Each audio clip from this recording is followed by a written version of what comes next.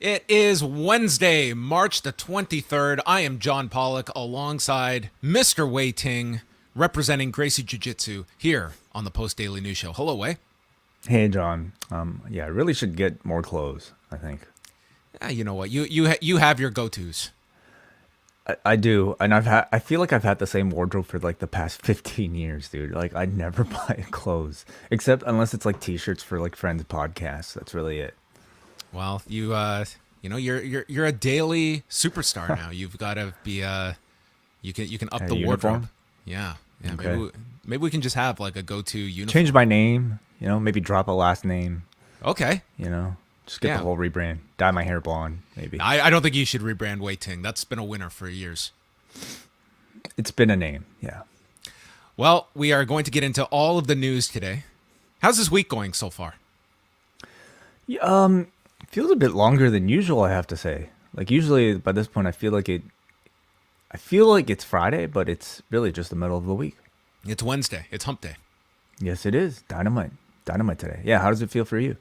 I think next week is going to be very. I'm looking forward to a lot of stuff next week. Don't get me wrong. It's also extremely daunting that several day stretch where it just seems like Thursday through Monday will be a total blur, but with like a lot of great stuff. Like I have to say, like I'm looking forward to a lot of stuff. It's more so just the volume of it all, but interested to see how we cover all of it and if we're still standing by Tuesday of post WrestleMania weekend. I think it'll move fast. Like the weeks that are busy, I think tend to just, fly by because we're always doing something. Yes.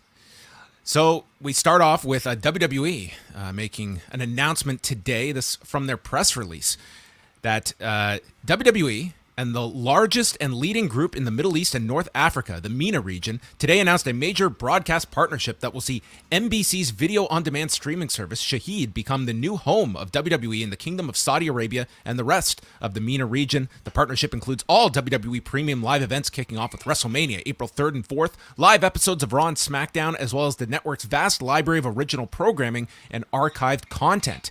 MBC Action, a free-to-air television channel by MBC Group, will broadcast one-hour highlight versions of Raw and SmackDown each week, in addition to WWE magazine shows Afterburn and Main Event.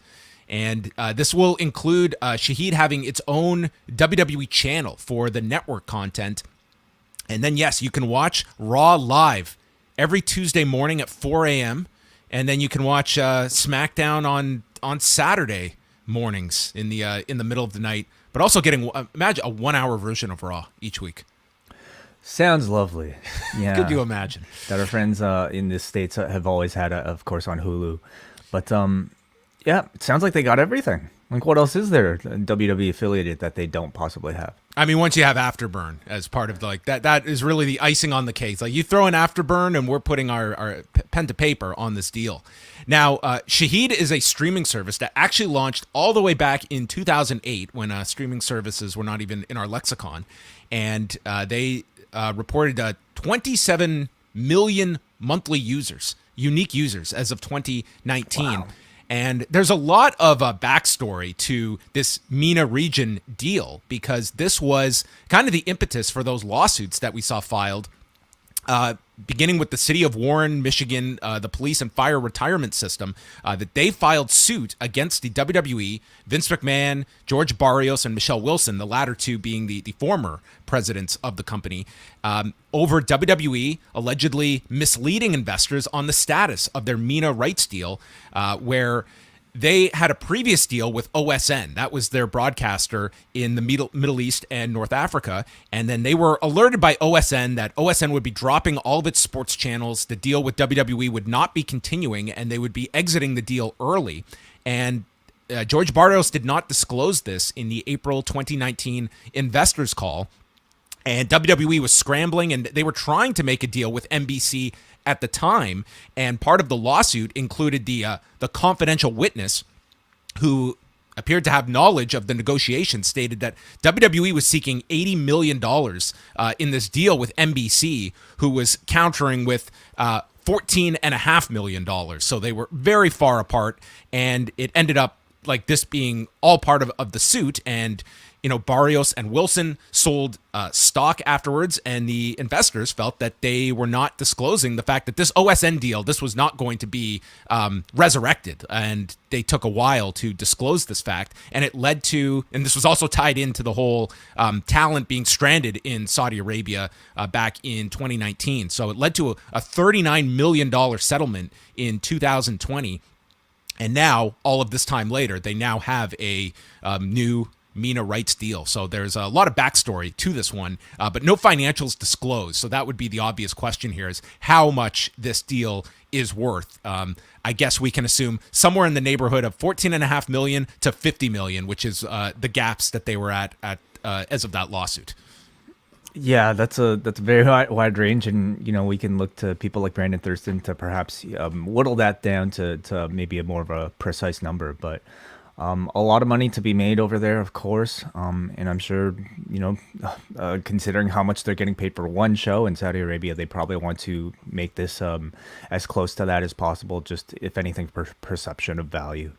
They also put out an announcement that WrestleMania is going to be carried in theaters across the country, with the exception of Texas. You will not be able to go to any theaters in Texas to watch WrestleMania. I guess they want to cram everybody, no matter where you are in that state, to get to AT&T Stadium. And I did look at the list. Like it's a pretty lengthy list of theaters across the country that they will be in. And so this is through Fathom Events. And of course, here in Canada, we used to have that setup with WWE Canada and Famous Players that had their agreement for years, where you could go watch pay-per-views at a movie theater. Did you ever participate and go watch a pay-per-view there? I did not. No, I never did. I don't know exactly why. Like, watching in front of a crowd is always a different experience. So I went to a few. Yeah. It was a lot more fun to watch it in a movie theater than at someone's house, depending on the turnout. But the few times I went, it was a pretty good time. Yeah, I'm assuming they stopped eventually just because it wasn't as successful. I imagine, like I seem to recall they started them in 2000, maybe, early 2000, because I remember one of the early ones at I think it was the former Paramount downtown had the screw up where the pay-per-view was airing and then suddenly it changed to porn.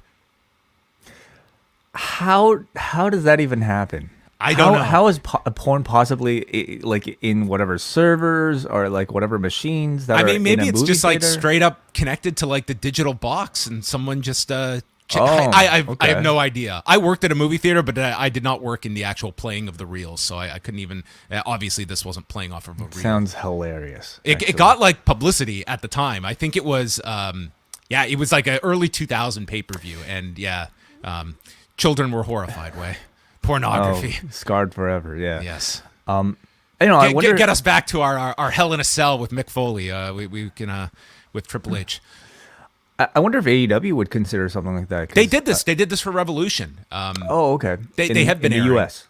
Yes, in the U.S. Right. You're right. Yes. I think they did it for All Out, and then they did it. I think they've been doing it the last couple of shows, but they definitely did it for Revolution. So yeah, it's something. It's not anything we have up here in Canada. Where could I go if I wanted to watch Night 2 of WrestleMania in Toronto with a large group of people? Maybe something that is sneakily under the radar. Sneakily under the radar, sure. Yeah, I believe you can go to Braden Harrington's WrestleMania Night 2 Watch Along Party, which is taking place at Sneaky D's, the famed Sneaky D's here in Toronto, Ontario. So go to Up Next Podcast on Twitter, and you can find all of that information. So yes, this is all Braden's doing. Wai and I get nothing out of this. We're just great friends that will give sound advice, like pinning your information to the top of your Twitter account. Which I don't think he's done yet, because I think they've got something else pinned. So you can anyway, you scroll down to a few posts below and you can find this information. I could be wrong here, but I think for Revolution on his poster he put presented by Post Wrestling, and it was almost like he put us out there as the guinea pig, and after the success, now he's gonna add up next and Post Wrestling. I believe, or am I wrong? I don't know. I think he put, I think he put both of our names last time as well. Then I'm making things up in my mind. He asked me, like, I gave him full permission. Oh, of course. So. I'm only kidding around here. I really like the Brock picture there at the top. Shout out Dickie Bird, who did this excellent poster. Look at that. It's looks wonderful. Okay, so check that out if you are here in Toronto.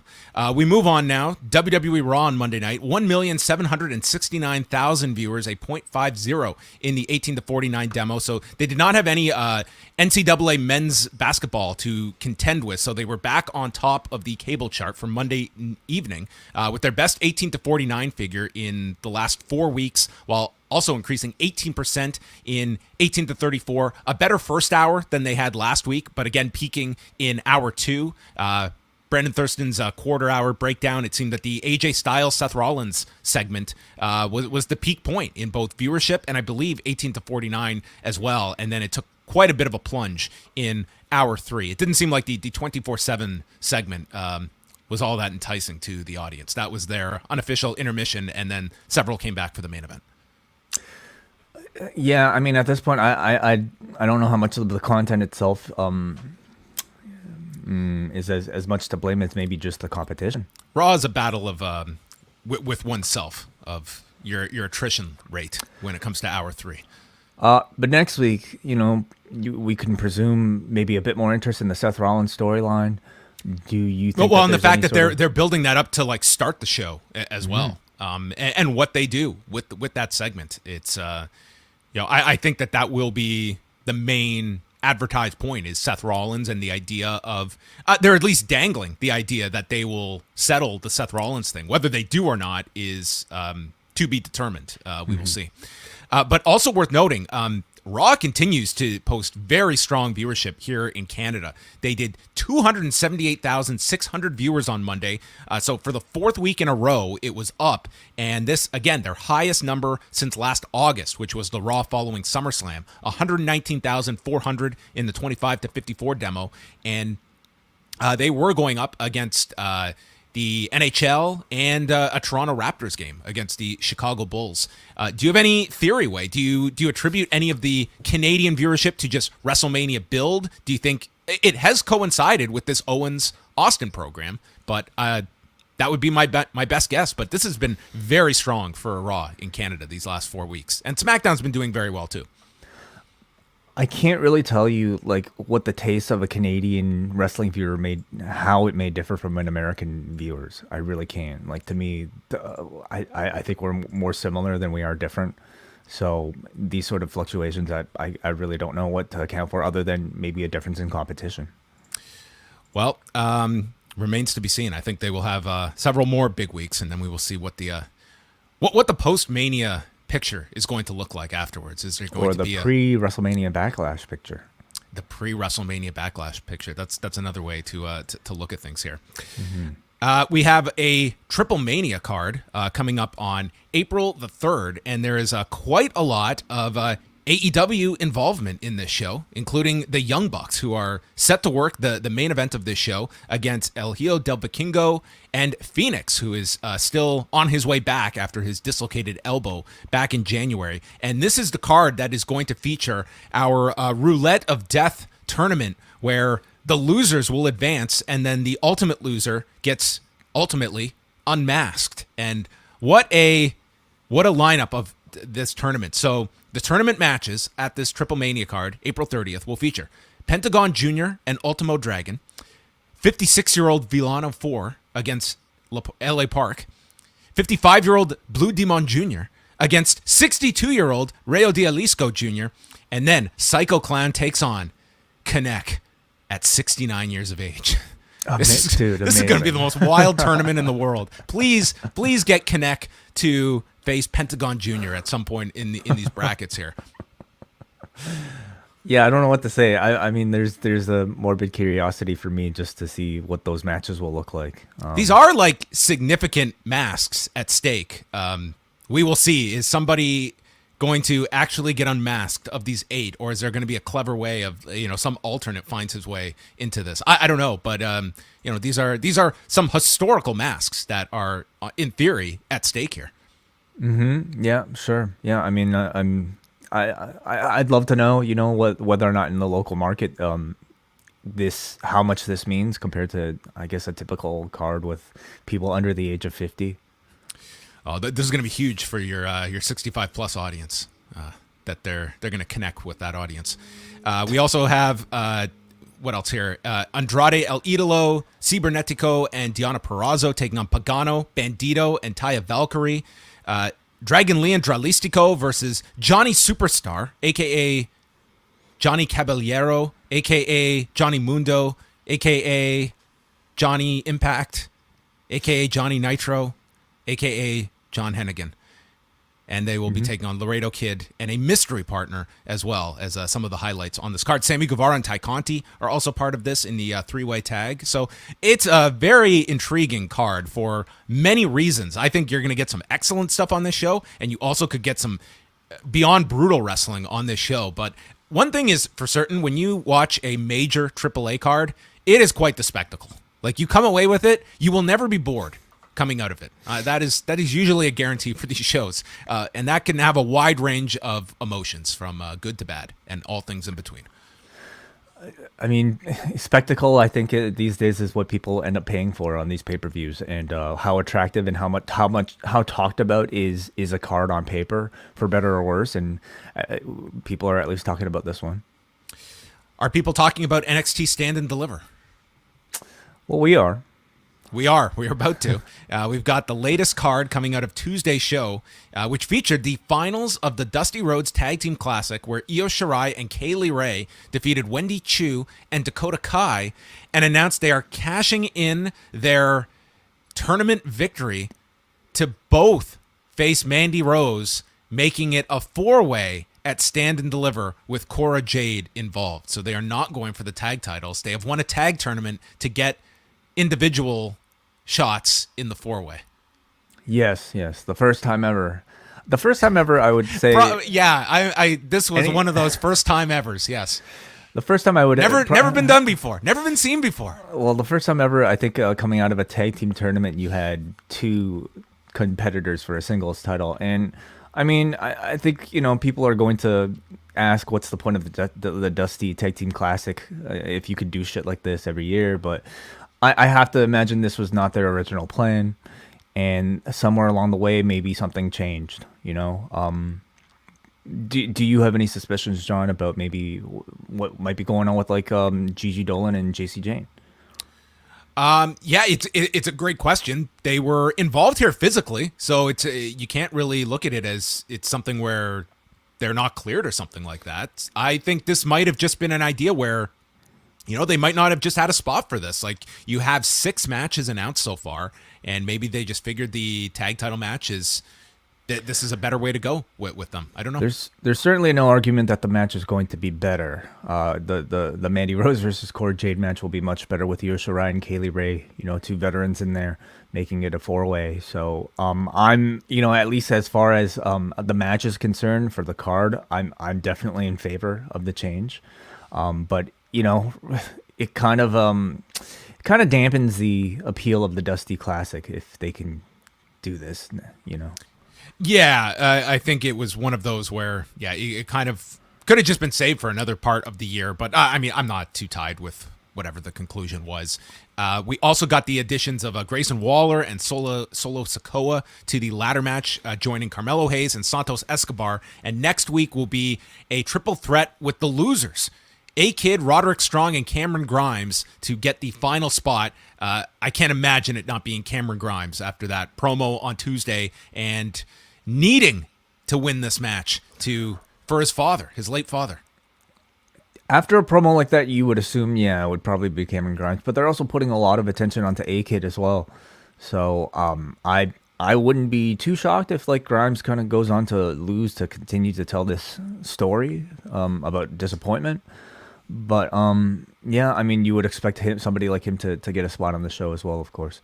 I could see Grimes going in. And I could certainly, the fact that this is also a ladder match is a way they could potentially get the belt off of Hayes and it goes to either a Grimes or a Grayson Waller, because I see Carmelo Hayes being elevated into that top title picture. Like, he has been one of the breakouts here. We always talk about Braun Breaker, and I don't think enough on Carmelo Hayes, who I think has really been one of the major beneficiaries of the NXT 2.0 era. So this is going to be an interesting match. Like, you've got a mixture of talent, but I think with the likes of like a Santos Escobar and a Cameron Grimes potentially in there, I think you would want to kind of have that mix of like your veteran talent mixed in with your younger stars. But just looking at Tuesday's show, like, this was a show where it was all of the upcoming projects getting like the big wins over the established talent, pretty much, with the exception, you could argue, of like the main event where Io Shirai and Kaylee Ray are more so ingrained in NXT. But you certainly see who are the ones that they are focused on, the younger, inexperienced talent that they are moving forward with. Yeah, including Robert Roode losing to Braun Breaker en route to Breaker challenging for Dolph Ziggler's NXT Championship. It was nice to hear Glorious in the NXT arena again. And I mean, that is really the point of NXT, is it not? You know, to use your veterans to move your up-and-coming guys up. So what else did we get here? Who's attacking the Creed brothers? Who is attacking the Creed brothers? Yes. They're kind of outing themselves with their own security footage. Well, I mean, you don't see their faces. You know, they're just giving some teases here. But hey, credit to John Cena, who sent a message to me, because I believe the message that they gave everybody in that little video was to warn the Creed brothers not to cry over spilt milk. And I don't know how many people are even aware of this, but there is a tag team in NXT UK called Pretty Deadly who have a finishing maneuver called spilt milk. So, maybe a clue there. All right. Well, there we go. Detective Sino on the case. You don't seem to care all that much either way. I can't say I was staying up at night last night thinking about how that's going to pay off itself. Hey, what about Walter? Walter versus... who? Sorry, Gunther. Oh, of course. Gunther and Duke Hudson, which sets up Gunther and LA Knight for Stand and Deliver. I see LA Knight as somebody that, you know, to me is the biggest thing going against this guy is his age, because I could see him like having a very good spot on the main roster. He is a great talker, and I don't know if this is necessarily his ceiling at NXT, but this is, to me, very much setting up a big win for Gunther, and I guess we'll see what happens with LA Knight. Or either of them. I mean, you know, like Gunther had I thought a pretty good showing yesterday against Duke Hudson. Duke Hudson. These names are so forgettable, John. Duke Hudson. Great chops that I think really, you know, for the first time in NXT, to me, like, really felt like they were as loud as, you know, previous appearances we've seen of him. And I can see, like, he's trimming down. He's clearly getting into Vince McMahon, Kevin Dunn shape, and maybe he'll impress enough to make that move up. I think so. Like, it's he would certainly be. I think that is the thing to watch in these next couple of months is, once an act is kind of up and running at NXT 2.0, like, I don't see these guys sticking around for this prolonged period of time. I think there's going to be a rush to get them to the main roster, and NXT is going to, over time, be more so of just a kind of a prep point, and you do your 8-9 months, and then it's, you know, is this person, are we going to go with them, or is it time to cut that person loose? Right. Yeah. So there you go. That is Stand and Deliver. Any other thoughts coming out of NXT 2.0? We got an F-bomb out of Bodie Hayward, didn't we? That's what it sounded like. It was censored, though, wasn't it? I thought one was uncensored. Unless he was just mumbling and it sounded like it. No, I might have missed it. Okay. These are the highlights I take away from that particular show. Tonight on Dynamite, we have a show from Cedar Park, Texas, and they have updated the lineup. So Jay Lethal taking on Adam Cole, a battle of former ROH champions. Sting, Darby Allin, and the Hardys against Private Party, The Butcher, and The Blade. Bryan Danielson and Jon Moxley taking on the Varsity Blondes. The Sports Entertainers, Chris Jericho and Daniel Garcia against John Silver and Alex Reynolds. Red Velvet against Layla Hirsch. The return of CM Punk and MJF will speak. Yeah, Punk and MJF are returning in separate segments, at least be advertised here. So my presumption, and just completely speculating, is that their program's done and that they'll be moving on to their separate ways. So we shall see what the latest is for the two of them. I'm really excited to see Daniel Garcia and Chris Jericho teaming together. I wonder what that's going to look like. And of course, anytime you have Moxley and Danielson teaming up, it's a bit of a spectacle. So we'll see what sort of a beating the Varsity Blondes can take. I'm also really curious to see, with Jay Lethal being in a featured match, how much discussion and how much promotion we get for the Supercard of Honor show. Do you think that Jericho and Daniel Garcia, much like Jericho and Sammy Guevara had their own tag team name, do you think that they'll have their own team name? What would they be called? Jerry Garcia. That is excellent. That's fantastic. You can trademark that. Yeah, they should. Wow, that's great. All right. Well, it looks like a very strong show. No surprise here. But yeah, I think the Punk segment should be interesting because I think everyone looks at that as being the Double or Nothing main event, is Punk going for the title. I mean, he alluded to as such after the MJF feud. And I think it's only a question of if it's too early to start that direction of having something in the meantime. But I think that's where we get to, is Punk challenging for the belt at the end of May. Yeah. We'll see. I mean, those, both those guys, MJF and Punk, I would say are the hottest that they've ever been while they've been in the company. So we'll see how they follow up. We have one super chat here, John, to get to, and it comes to us from our friend Hansi, who sends a $7 Canadian super chat. Thank you so much for the support, Hansi. He says, what do you think is the more random story? Jericho tried to steal Chris Red's Uber, or that J.J. Dillon / Kevin Sullivan were on Steve Harvey's court show? Okay. I don't even know what he's talking about with the Chris Jericho story.